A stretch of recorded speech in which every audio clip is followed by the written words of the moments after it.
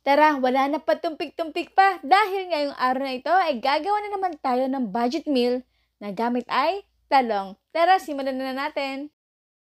Meron tayo ditong regular hotdog at in-slice ko ito. Kung gusto niyo naman po pwede rin na i-chop. Dito sa ating recipe ay pwede pa kayong mag-add pa ng additional panggulay na yung madadali lang lutuin na pwedeng pang toppings dito sa ating talong. Para naman madaling maluto ang ating talong at tumagos ang init ito sa loob, ay kailangan natin itong tusok-tusukin ng tinidor o hiwain na maliliit na gamit ay kutsilyo. Marami tayong paraan sa pagluto nito o sa pag-init ng ating talong. Pwede rin tayo gumamit ng charcoal at sa pagluto naman nito, syempre kailangan natin muna magpabaga at ang pinakamabilis lang yan ay gumamit lang tayo ng torch. At ang isa pang paraan sa pagluto ng ating talong ay ang pagpapakulo nito sa tubig at hayaan lang kumulo yung talong hanggang sa kumulubot na ito at mag-change ng color. At ang pangatlong pagluto naman ng ating talong ay pwede nyo naman ito directly na painitin ito sa apoy sa ating stove. Pero kakaiba pa rin talaga yung pagluto nito sa charcoal kasi nagbibigay ito ng additional aroma dito sa ating talong. Sa pagluto naman dito sa ating charcoal ay napakadali lang. Basta huwag kalimutan na yung i-turn ito kadalasan para patay-patay ang pagkakainit o pagkakaluto ng ating talong. At ito na nga, kapag malambot na yung ating talong, okay na yan. So, huwag kalimutan syempre patayin ang ating charcoal na wisik-wisikan ito ng tubig. Bago natin ito tanggalan ng balat ay make sure na ito po ay cool down na completely cool down para hindi dumikit masyado yung pinakabalat sa pinaka-meat ng ating talong. At ang pinakamadali naman para matanggalan ito ng balat ay gumamit tayo ng tinidor. Yan. So, alam ko na alam niyo na yung lulutuin natin ngayon. Ito ay talagang budget meal at masustansya talaga na tortang talong. Pero syempre, nilevel up natin to sa paglagay ng cheesy flavor para naman at hotdog din.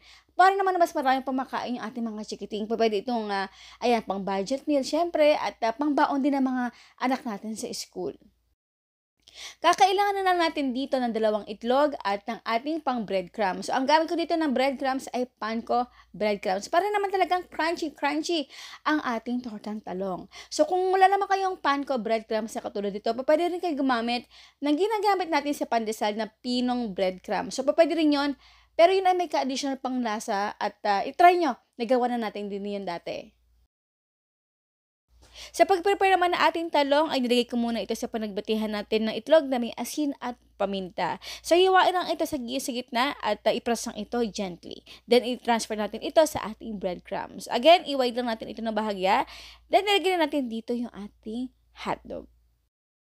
Siyempre, i-cover natin ito ng breadcrumbs at i-press ng bahagya. Sa pagpilito naman ito, gumamit lang ako ng medium low heat para naman hindi masyado madaling masunog o matusta yung breadcrumbs dito. Okay mga kagrabe, kung meron pa kayong mga tortang recipe or talong recipe na hindi nyo pa nakikita or napapanood dito sa ating channel, ang sarap grabe, paki-comment na lang kung gusto nyo i-share. Paki-comment na lang sa comment box section.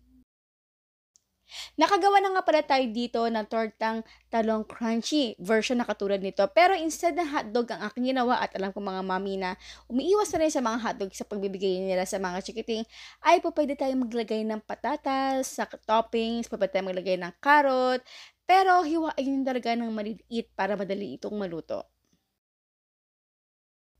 Don't worry, hindi naman magkakalas-kalas o mahuhulog yung mga toppings na nilagay nating gulay dito sa ibabaw ng ating talong kasi kinover natin sila ng breadcrumbs. Ayan, so kailangan talaga natin tanggalin yan, yung mga toasted na extra breadcrumbs dito sa previous natin pagpirtuhan ng tortang talong. Kasi kapag yan kumapit sa next na tortang talong natin, na maapektuhan yung panlasa natin at maglalasang tutong or sunog yung ibang part ng ating recipe or ulam. Dito nga pala sa ating recipe ay depende kung gaanong kaliit o kalaki ang talong na nabili ninyo. Pero dito, ayan, nakagamit lang tayo ng 2.5 na junior size na hotdog. Nga pala, itong ulam na to ay pwedeng-pwede pang almusal, pwedeng pang lunch at dinner, pwedeng pang merienda kung gusto nyo na may masarap to i-partner talaga sa sinangag na may kasamang kape. Di ba? Kaguto.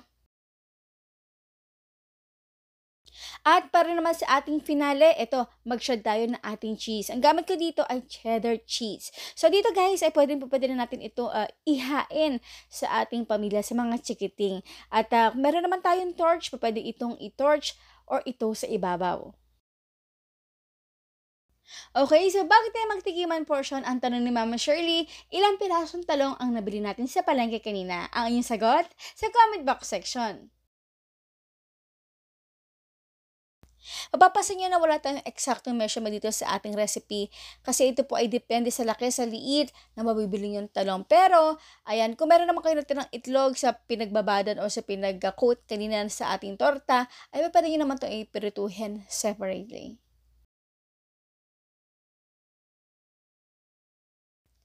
And now it's done, our cheesy, crunchy tortang talong. Dito sa Ang Sarap Grabe, meron po tayong 12 gifts of giveaways itong paparating na Pasko. Naghahanap tayo ng 12 winners na mag-share nitong video na to at huwag kalimutan na i-share ito in public mode. At dapat na may hashtag na ASG 12 Gifts 2022. Tara na guys, wala na ba tumpik-tumpik pa? Kain po tayo! Ako guys, masarap talaga ito lutuin na may charcoal. Pero syempre, hindi naman talaga lahat tayo ay makakagawa ng may uling talaga. Especially sa mga apartment at sa mga bahay na katulad namin. So, nagkataon na lang talaga na may charcoal kami natabi. At yun, kung wala naman talaga kayong charcoal or uling, pwede naman ito gamitin na magpakulo lang kayo ng tubig. Yun ang pinakamadali talaga sa lahat. At kung ayaw naman ng ganun, directly heat na lang from our stove. So, ayan po guys, maraming po salamat sa inyo lahat. Ang ating outro, keep safe, be healthy, and be happy. Bye!